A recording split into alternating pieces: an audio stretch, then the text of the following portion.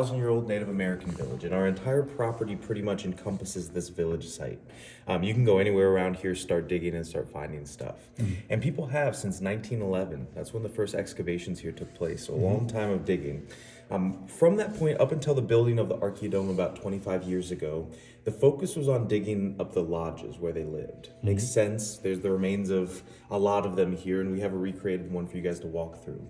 But the dome is actually built over an outdoor courtyard space between lodges because that has allowed us to come back year after year and continuously pull up stuff. We've actually pulled up over 4 million artifacts from the Archaeodome. So a lot of stuff, yeah. And the broadest reason for that is our age. We're dated to about 500 years before Columbus. Wow. So very, very old. A lot of sites, Native American sites that you can see are not that old. Most are after the founding of America, or at least after European contact. So a lot of people think of Native Americans of this region especially as what they are after that point, living in teepees, using horses, moving around nomadically. These people are the opposite. They were settled, they were farmers, and they were here for about 150 years before moving on. And that gave them a lot of time and a lot of resources to leave a lot of stuff behind for us. But there's two things y'all are gonna see out in the dome that really explain the significance of our site and why we pulled up so much stuff.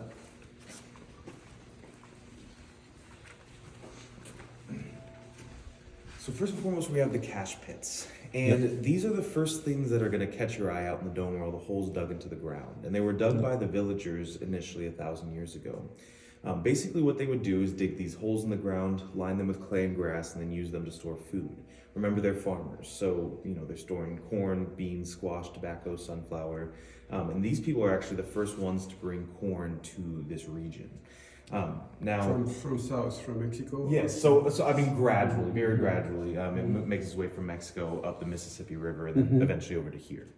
Now, these would work really well as basically a mix between a pantry and a fridge for about 1.5 years, but eventually moisture, bugs, rodents would get in, and then they would repurpose these food storage pits for to become trash cans. And they would throw away broken pieces of pottery, broken animal bones, and just like us, sometimes some things they probably didn't mean to throw away.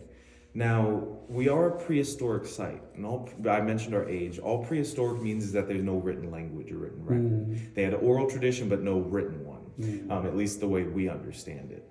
So trash is really the next best thing for being able to reconstruct the way people live their day-to-day lives.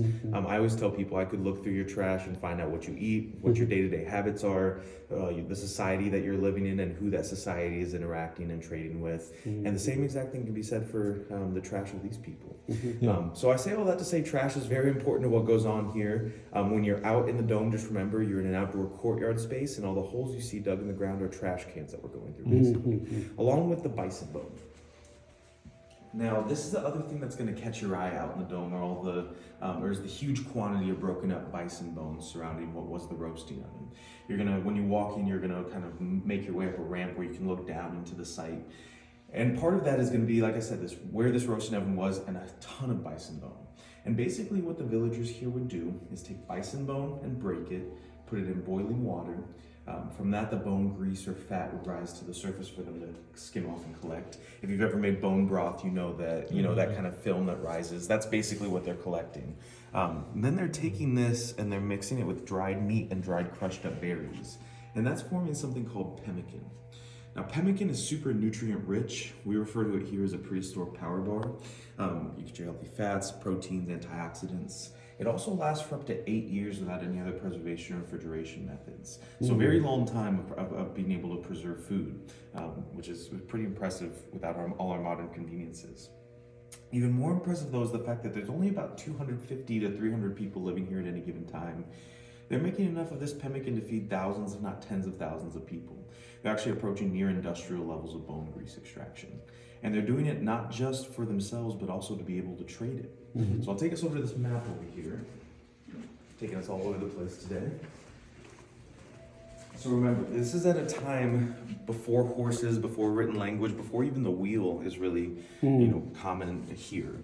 But still at our site, here at the Mitchell site, we've found shells from all the different coasts, copper from the Great Lakes, obsidian from Yellowstone, more recently Texas and Mexico, Knife River Flint. Stuff from everywhere ends up here at our site. It's because they're able to take that pemmican and use the waterways to trade it.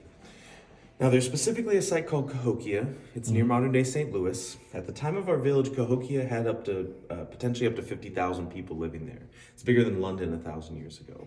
And the evidence is that the people that settled here at the Mitchell site came from this eastern woodland Mississippian cultural tradition. Them having that many people, they needed something to feed their population. So the pemmican that's made at a site like ours, which is very nutrient rich, high in proteins and very just nutrient dense and very long lasting, would have been perfect for keeping them alive.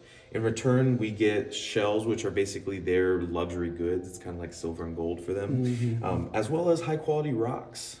This is Stone Age technology. So the higher quality rocks you have, the more efficient you can be in your day-to-day activities, and it makes a big difference. Now, ultimately, our people do move on from this site after about 150 years. They basically deplete the natural resources. They cut down all the trees in the area, and they start to kill off the local bison population. When you walk through the recreated lodge, notice how much wood it took to make just one of those. Multiply that across 70 lodges over 150 years, that's a lot of wood, not even counting the fuel for their fire. So from here, and we're in the James River drainage basin, these people move northwest into the Missouri River drainage basin, where they eventually become the coalescing cultures. They basically coalesce with peoples coming from the south. Eventually, in the historic record, they come to be known as the Mandan, or come to include the Mandan, Arikara, and Hidatsa tribes, who are now in North Dakota. And a lot of people want to know what specific tribe was here, and we can't say for certain. There's no written language to even know what they called themselves. But we can look at things like the historic and archaeological record of movement patterns, as well as things like Lewis and Clark's travel diaries. When they're coming through this region, they're encountering the Mandan, Arikara, and Hidatsa, and they're noticing that they're farmers, that they dig cache pits, that they process bison bone for pemmican, and build their lodges very similar to what we find here. And that allows us to, basically make our best determination that these people are the ancestors of the Mandan, Arikara, and Hidatsa. So, Cool. yeah, that's my little spiel that I like to give just to kind of prepare. If you guys do want to watch that 7-minute video, I can play that for you guys now. But I have some questions. Absolutely, yeah. For example, like the copper, was it here only used for like ceremonial purpose? Most likely. The small jewelry? plates? Or- Yeah, I mean, they didn't really have metalworking like we obviously understand it. So most likely it was seen as a luxury good similar to the shells that we find here. It would have been something used in ceremony, or maybe used in some level of exchange or gifts, which also includes ceremony. That's the other thing about people up until relatively recently, honestly, in human history.